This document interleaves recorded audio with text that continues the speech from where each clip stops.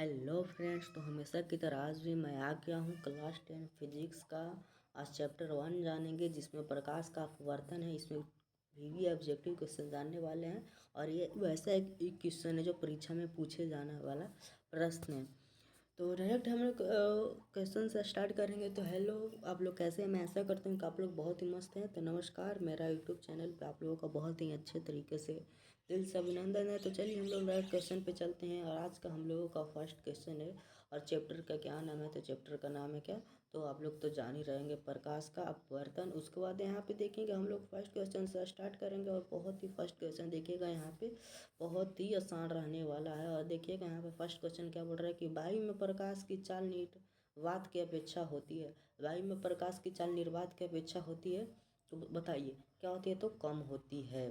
उसके बाद second number बोल रहा है कि प्रकाश की चाल विभिन्न माध्यमों में क्या होती है? तो भिन्न भिन्न होती है।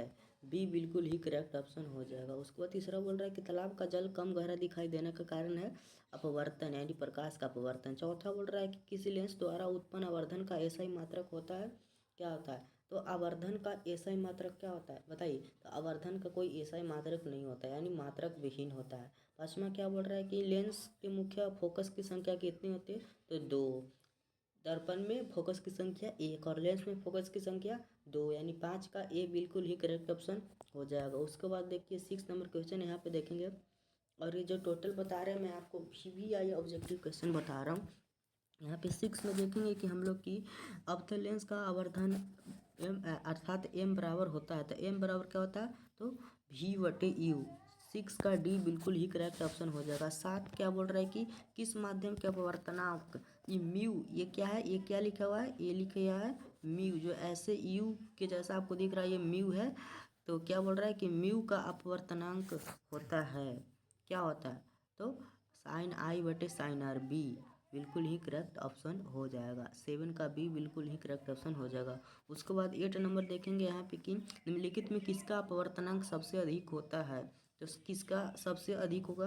तो अपवर्तनांक बोल रहा है, तो सबसे ज़्यादा अपवर्तनांक हीरा का होता है। 8 का डी बिल्कुल ही करेक्ट हो जाएगा। 9वां बोल रहा है कि निम्नलिखित में किस लेंस को अभिसारी लेंस कहा जाता है?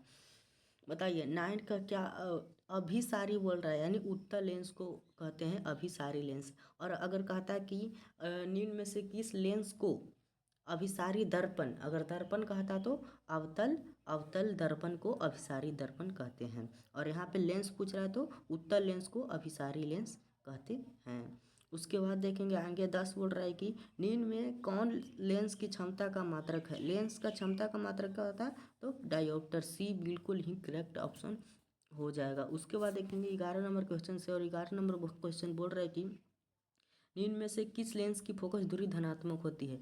किस लेंस की फोकस दूरी धनात्मक होती है? तो उत्तल लेंस की। 11 का भी बिल्कुल ही करेक्ट ऑप्शन हो जाएगा। 12 बोल रहा है कि निम्न में किस माध्यम में प्रकाश की चाल अधिकतम होती है?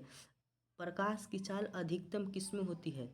तो वो बताइए। 12 का बिल्कुल ही करेक्ट ऑप्शन ए हो जाएगा, हवा में सबसे ज़्यादा अधिक होती है। 13 बोल रहा है कि शब्दकोश के छोटे अक्षरों को पढ़ने के लिए किस लेंस का उपयोग करना पसंद करेंगे? तो बताइए। ये तो बहुत ही आसान है और ये बहुत ही VVI भी है। 5 सेंटीमीटर फोकस दूरी का उत्तल लेंस। 14 बोल रहा है कि निर्वात में प्रकाश की चाल कितना होता है? तो 3 × 10⁸ मीटर पर सेकेंड होता है। ए बिल्कुल ही करेक्ट ऑप्शन हो जाएगा। 14 का ए बिल्कुल ही करेक्ट ऑप्शन हो जाएगा। उसके बाद 15 नंबर क्वेश्चन से हम लोग देखेंगे कि 15 नंबर क्वेश्चन बोल रहा है कि एक उत्तल लेंस की फोकस दूरी 20 सेंटीमीटर है, इसकी क्षमता क्या होगी? कि उत्तल लेंस की फोकस दूरी यानी एफ बराबर दिया हुआ है कितना? 20, तो इसकी क्षमता क्या होगी? तो क्या हो जाएगा? तो +5 डायोप्टर। क्या हो जाएगा? +5 डायोप्टर। 15 का सी बिल्कुल ही करेक्ट ऑप्शन हो जाएगा। उसके बाद 16 देख रहे हैं अब हम लोग कि 16 क्वेश्चन क्या बोलता है कि निम्न में से कौन सा पदार्थ लेंस बनाने के लिए प्रयुक्त नहीं होता है? तो मिट्टी नहीं। 17 बोल रहा है कि प्रकाश के अपवर्तन के कितने नियम होते हैं? प्रकाश के अपवर्तन के कितने नियम होते हैं? तो प्रकाश के अपवर्तन के 2 नियम होते हैं। 17 का बी बिल्कुल ही करेक्ट ऑप्शन हो जाएगा।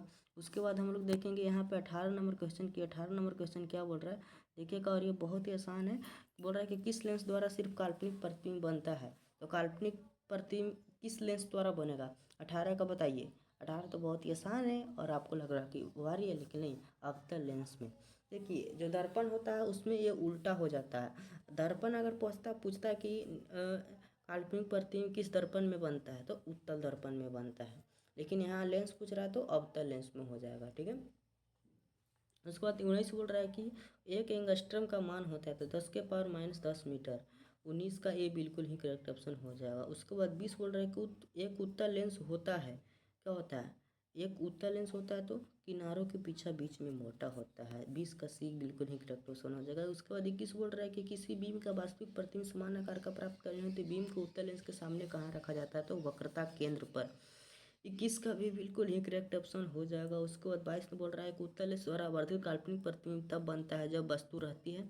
आवर्धित बोले तो बड़ा बड़ा प्रतिबिंब कब बनेगा बताइए, तो कब बनेगा, जब फोकस और लेंस के बीच होगा। 23 बोल रहा है कि निम्नलिखित में से किसी वस्तु का वास्तविक प्रतिबिंब कैसा कौन बना सकता है, वास्तविक प्रतिबिंब कौन बना सकता है, तो अवतल लेंस नहीं, उत्तल लेंस वास्तविक प्रतिबिंब बनाता है। 23 का भी बिल्कुल ही करेक्ट ऑप्शन हो जाएगा। उसके बाद देखेंगे हम लोग 24 बोल रहा है कि किसी बिंदु वस्तु से निकलकर किरणें किसी लेंस से अपवर्तित होकर जिस बिंदु पर मिलती है उसे फोकस कहते हैं। किसी बिंदु से निकलकर किरणें किसी लेंस से अपवर्तित होकर जिस बिंदु पर मिलती है उसे क्या कहते हैं, तो फोकस कहते हैं। 24 का सी बिल्कुल ही करेक्ट ऑप्शन हो जाएगा। उसके बाद 25 बोल रहा है कि फोटोग्राफी कैमरा का अभिदृक्षक होता है तो कैसा होता है, तो उत्तल लेंस की तरफ। 25 का सी बिल्कुल ही करेक्ट ऑप्शन हो जाएगा। 26 क्या बोल रहा है कि किसी गोलीय दर्पण तथा किसी पतले गोलीय लेंस दोनों की फोकस दूरी या -15 सेंटीमीटर, दर्पण तथा लेंस संभवतः दोनों अवतल हो जाएगा, क्या हो जाएगा, दोनों अवतल। उसके बाद 27 नंबर बोल रहा है कि प्रकाश का चाल न्यूनतम होता है, मतलब कम होता है, तो किसमें प्रकाश का चाल न्यूनतम किसमें होता है, तो कांच में बहुत ही कम होता है। निर्वात में, जल में ये सब अधिक होता है, लेकिन डी जो है ये निम्न सब में से कांच में सबसे कम होता है।